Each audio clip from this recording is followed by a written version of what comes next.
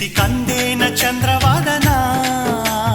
కొంచెం నువ్వే తాకగానే పంచ ప్రాణాలు పొందినానా బొమ్మ దుమ్మ తేలక మారిపోయా నేనే బొమ్మగా ఏదో చిత్రం చేయగా చేరువయ్యా నేనే చెలిగా రెప్ప మూసిన తప్పుకోనని